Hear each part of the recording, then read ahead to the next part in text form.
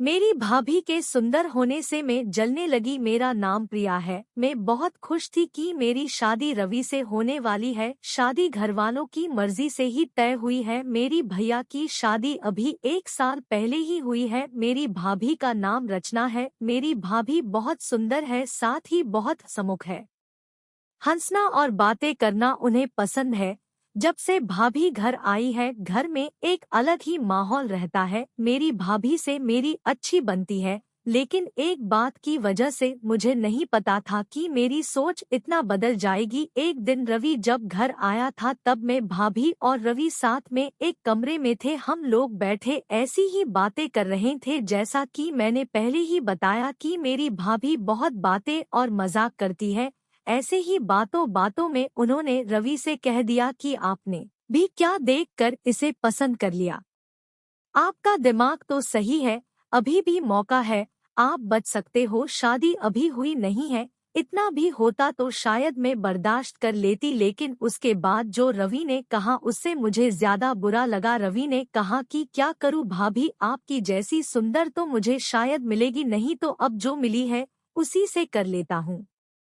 बात मजाक में ही हो रही थी, लेकिन मुझे वो बात दिल पर लग गई। उस समय मैंने भी बात हंसी में टाल दी, लेकिन मुझे अब वो बात सोने नहीं दे रही थी। मैं पता नहीं क्या क्या सोचने लगी थी। मैं अपने आप को भाभी के साथ कंपेयर करने लगी थी। मुझे उनसे और उनकी सुंदर होने से जलन होने लगी थी। एक छोटी सी बात मेरे अंदर यह बदलाव ला सकती है, मैंने सोचा नहीं था। मैं उस बात का जवाब देना चाहती थी। मैं कुछ भी सोचने लगी थी।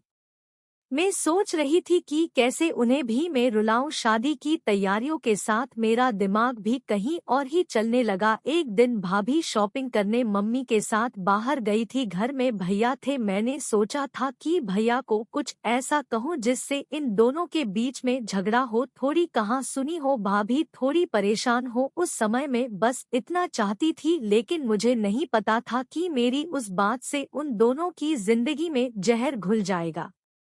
भैया भाभी को फोन लगाकर पूछ रहे हैं कि कब तक आओगी। भाभी ने कहा बस ही आ ही रहे हैं। भैया बोले कि पहले भी यही बोला था, अभी भी यह कब तक आओगी। मैंने उस बात को पकड़ लिया और भैया के फोन रखने के बाद मैंने कहा कि खूबसूरत लड़कियों की बात का कोई भरोसा नहीं होता। भैया पता नहीं क्या क्या छुपाती है, क्या झूठ बोलती है। आखिर वो भाई तो मेरे ही थे, उन्होंने भी मेरी इस बात को पकड़ लिया। पूछा क्यों, क्या बात कर रही है, तुझे कुछ पता चला क्या। मैंने जानबूझकर ऐसा दिखाया कि मैं कुछ जानती हूँ और उनसे छिपा रही हूँ। मैंने कहा नहीं, कुछ नहीं, मैं तो बस ऐसी ही बोल रही थी। भैया ने फिर पूछा तो मैंने और ज्यादा उन्हें परेशान किया। मुझे पता था कि वो जितना परेशान होंगे उतना ही भाभी भी होगी। मैंने उन्हें ऐसे ही कहा कि भैया मैं क्या बताऊं, आप खुद समझदार है। वो बोले क्या मतलब, क्या बोलना चाहती है, ठीक से बता, मैं अब क्या कहती। लेकिन अच्छा हुआ कि उसी समय भाभी और मम्मी वहां आ गए और बात टल गई। लेकिन मुझे बहुत खुशी हो रही थी कि मैंने अपना काम कर दिया। भैया उनके आते ही अपने कमरे में चले गए। बस मुझे अब भाभी का वैसा चेहरा देखना था जो मैं देखना चाहती थी। भाभी करीब 1 घंटे बाद जब कमरे से निकली तो उनका चेहरा बयान कर रहा था कि मैंने जो बोला है उसका असर हो रहा है। भैया का भी मुंह उतरा हुआ था। उस दिन से भाभी का बोलना और हंसना कम हो गया। भाभी का मुंह उतरा रहता था। मैं पता नहीं कैसे इतनी कठोर हो गई थी कि उनके आंसू से मुझे खुशी मिल रही थी। भैया और भाभी में सब कुछ ठीक नहीं है, इस बात का पता अब हमारे घर में सबको चल गया था। भाभी अब मुझसे भी बात नहीं कर रही थी, लेकिन मुझे बुरा नहीं लग रहा था। एक दिन भैया भाभी से किसी बात पर बिगड़ गए और सबके सामने उन्हें घर से जाने को कहने लगे। मम्मी और पापा ने कहा कि क्या हुआ, क्या बात कर रहा है, ऐसा क्या हुआ। लेकिन वो बोले कुछ नहीं। भाभी को वो बात बहुत बुरी लगी और वो घर से जाने लगी। मम्मी ने कहा कि शादी सर पर है, ऐसे कहाँ जा रही हो। भैया बोले उसे जाना है तो जाने दो। भाभी मेरी तरफ देख रही थी, लेकिन मुझे ना बुरा लग रहा था ना मैंने उन्हें रोका। भाभी अपने घर चली गई। शादी में सिर्फ 10 दिन बाकी थे और भाभी घर से चली गई। घर में मम्मी भैया और पापा को देखकर अब मुझे थोड़ा बुरा लगने लगा था।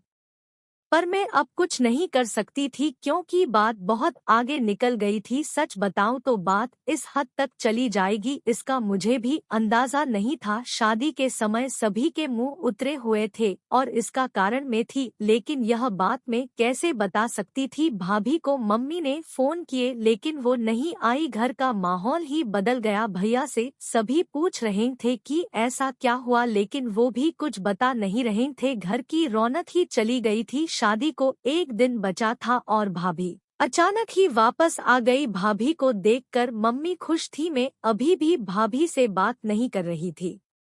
सोच रही थी कि किस मुंह से बात करूं। मेरी वजह से भाभी इतना परेशान जो हुई। भाभी खुद ही मेरे पास आई। मैंने बोला आप आ गई? वो बोली हाँ। मैंने सोचा कि अगर मैं नहीं आती तो तुम्हें तैयार कौन करता। भाभी ने ऐसा कहा तो मैं रोने लगी। भाभी ने कहा कि मुझे तुम्हारे भैया की बातों का इतना बुरा नहीं लगा। ठेस तो मुझे तुमने पहुंचाई। मैं घर से भी तुम्हारी वजह से गई थी। मैंने सोचा था कि तुम मुझे फोन करके बुलाओगी, लेकिन तुमने ऐसा नहीं किया। मुझे नहीं पता तुमने ऐसा क्यों किया, लेकिन मैं तुम्हें एक बात समझाना चाहती हूँ। अब तुम्हारी शादी होने वाली है, तुम दूसरे घर जाओगी। कुछ ऐसा मत करना जिससे बाद में तुम्हें पछतावा हो।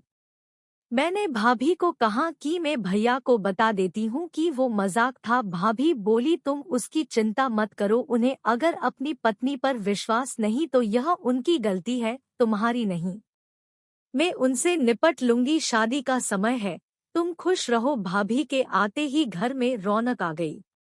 इस गलती ने मुझे बहुत कुछ सिखाया। मेरे अंदर की जलन और ईर्ष्या को खत्म कर दिया। मेरे अंदर एक डर पैदा कर दिया कि मैं कहीं गलती से भी किसी के साथ कुछ गलत ना कर दूं। भाभी मेरी जैसी नहीं है, मुझे पता है वो भैया को भी संभाल लेंगी। मैंने भाभी के साथ इतना कुछ किया, लेकिन उन्होंने अपना फर्ज नहीं भूला, ना ही यह बताया कि यह सब मेरी गलती है। ऐसी भाभी सभी को मिले। आपको यह कहानी कैसी लगी कमेंट कर हमें जरूर बताएं। इसी तरह की कहानियां आपको यहाँ मिलेगी तो बने रहिए हमारे साथ। धन्यवाद।